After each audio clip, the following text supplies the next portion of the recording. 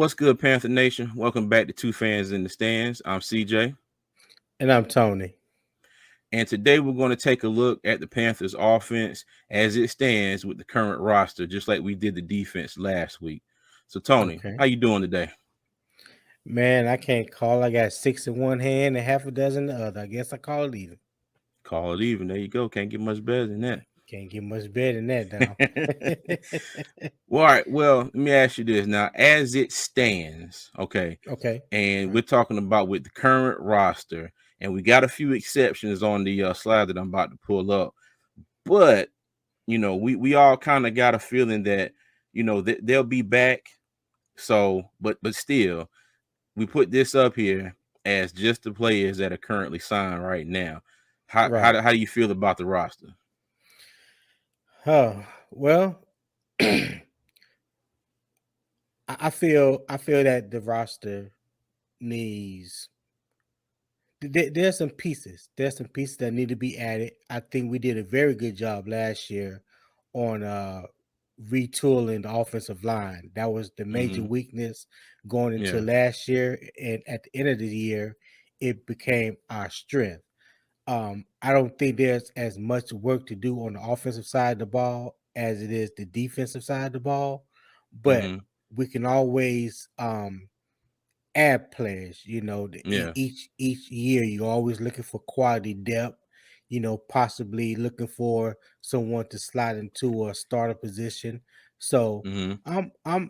I'm more intrigued about the offense this year because of the offensive play calling that awaits us and the talent that we have. Because we always felt like the talent hasn't been utilized to its full Mm-hmm. potential. So now I Yeah. think we're going to be able to see the full potential being used. So I'm intrigued by the offense. What about you? The same. The same. And I'm gonna go ahead and pull up what we got here. But I'm with you. I'm the same. I'm definitely intrigued. Okay. Definitely intrigued. I don't think it's going to be the run heavy offense that we used the last half of this past season. Right. But I also think that was a situation where Steve Wilkes was like, okay, what can I do to get this ship back right? What can I do to get us back on track? And he picked the identity and he Right. stuck with it. And no Right. pun intended, but he picked the identity and he ran with it. Run game. And in doing so, I think he highlighted a strength that we didn't even know that we had. Mm-hmm. Yeah. Or better or better Exactly. yet, or better yet, things that we were saying before the season even started when we were Mm-hmm. basically saying they need to incorporate Deontay Foreman more into the run game, and when we were saying that they need to put Bradley Bozeman in instead Yep. of Pat Eiflin, but then Bradley Bozeman got hurt, so that delayed that whole scenario. But once Yeah. those once those two things fell into place, to me, the offense picked up and it took off. Okay. Yeah, I agree. And so we got the slide pulled up here. Okay, and just Okay, like I did in the last video, I got some key positions highlighted. All right. all right, We've talked about this in multiple episodes. What if Wednesdays, mock draft Mondays. And if you're new to the channel, we hadn't taken a look at those, go take a look at them. Pretty good episodes. But I have the positions highlighted in red. Ian Thomas. I think we all know that Carolina will more than likely sign another tight end. And Ian Thomas is not terrible, but he is not that pass catching threat that other defenses have to worry about. no, In most situations. I mean, now mind you, when his number is called upon, and they get the ball to him. I mean, he's I don't want to call him reliable, but he's serviceable. he's You know, right. That's the yeah, correct word, serviceable. yeah, he's serviceable because he's not dumpster juice trash, but he's not great either. Right, So exactly. okay, and if you're wondering why Cade Mays is on the offensive line, is because technically, well, not technically, but Bradley Bozeman is a free agent right now, so he has not been re-signed. Okay, That's correct. Correct. And Pat Eifline is also still on the roster, but I just don't want him on the offensive line at all. We saw Right. Cade Mays fill in the last game of the season. First, when Christensen went down, so he filled in at guard, and then Right. you had Corbett go down, and Michael Jordan filled in for him. But Cade Mays can play every position on the offensive line, so that's why I stuck him at center right now for this episode. It's kind of a placeholder because Okay. All right. I think we all got the feeling that Bradley Bozeman is. Well, Fitterer came out and said that he is a priority. Okay, That's right. That's so right. got a good feeling that he'll be back. He is really the anchor of that offensive line, and we I really need agree. him. Yeah. I agree Um, 110%. Same thing goes with Chuba Hubbard. I got him circled back here too because Deontay Foreman, again, free agent. Okay. Another high priority. Another high priority according to Scott Fitterer. So Hmm. I'm going to give them the benefit of the doubt and kind of assume that Foreman and Bozeman will be back. Okay. It's not Okay. All right. 100% guaranteed, but you know that'll be really dumb of them not to bring both of them back. Okay. Then we Yes. got the big elephant in the room, quarterback position, because as our roster stands right now, our starting quarterback would be Matt Corral. Okay, because he's the only quarterback signed, and then you got Jacob Eason. So those are Right. like the only two active quarterbacks on the roster. So now, if you're watching this and you're saying, "Oh God, this is so stupid," our offense ain't going to look like this. Yes, you're right. We totally agree. This is just Right. a as our roster stands right now video. Okay. If we didn't have the draft and we didn't sign any free agents, this is what we'd be working with next year. Okay. That's right. That's right. But this is going to change. I think it's going to change a lot. But I don't I don't feel terribly bad how our roster stands right now. I really don't. If Corral can get, because he had that Lance Frank injury, now it's going to take him some time still to get back because he's not going to be ready for OTAs, if I'm not mistaken. I don't know if he'll be ready for camp, but Right. well, I guess we'll get updated on that as the days pass.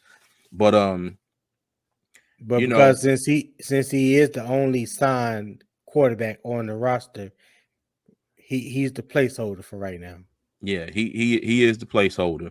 Right. Um, Brady Christensen, Austin Corbett, if I'm not mistaken, their rehab is progressing nicely for both of them, so Right. they should be ready to go. Um, Icky, Taylor Moton. So we get Bradley Bozeman back. Our offensive line is pretty much set, Right. and I don't see any reason why they can't come into this season and improve on what they did last season.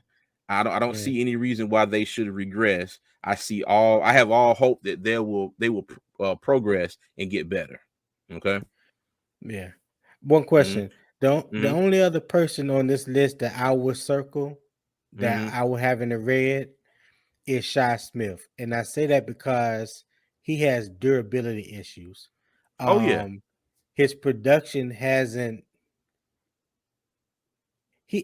matched the expectations I have for him because I Mm-hmm. know what kind of receiver he was at South Carolina, and I Yeah. know how good he could be when healthy. But that's the key thing, keeping him healthy. Can he remain healthy? And when he's in the game, can he hold on to the football? So I'm looking at Frank Reich Mm-hmm. upgrading that slot receiver, that third wide receiver position. So I wouldn't. I don't think he's safe. You know what I'm saying? He would. Yeah.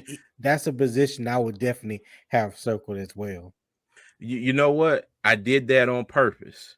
I did that Okay. on purpose because me and you family, we cousins, Right. and I know you a little bit, and I said to Okay. myself, if I put Shy Smith in there, I know you're gonna bring him up. Okay, so that Okay. worked out. And the Yeah. reason I say that, I put him on there on purpose because people forget that we still have Laviska Shenault. Right.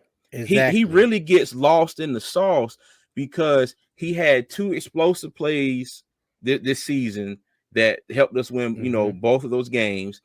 But he was hurt, and Matt Rule, when they traded for him, they used him. He got hurt. And then when Matt Rule was fired and Steve Wilkes took over, Right. it was, it was a smash mouth power run game. And Right. I don't think he really got utilized like we as fans wanted to see him get utilized. But Right. like we say, it's a new day, it's a new regime. Right. So he is a weapon that I'm very intrigued to see how Carolina uses him now that we got Frank Wright and his new coaching staff. So, Well, but yeah. in the next week or two, I'm going to we're going to talk about the Panthers offense more in depth of the Mm-hmm. West Coast style offense that Frank Wright likes to run with the triangle Mm-hmm. um sequence to the offense, and that's primarily putting stressing and putting pressure on the middle linebackers, and you do that a lot with the tight end, the slot receivers. So I think Laviska Shenault can play a role if Mm-hmm. used properly in that scheme. But I'm gonna go Yeah. into more detail within the next week or two.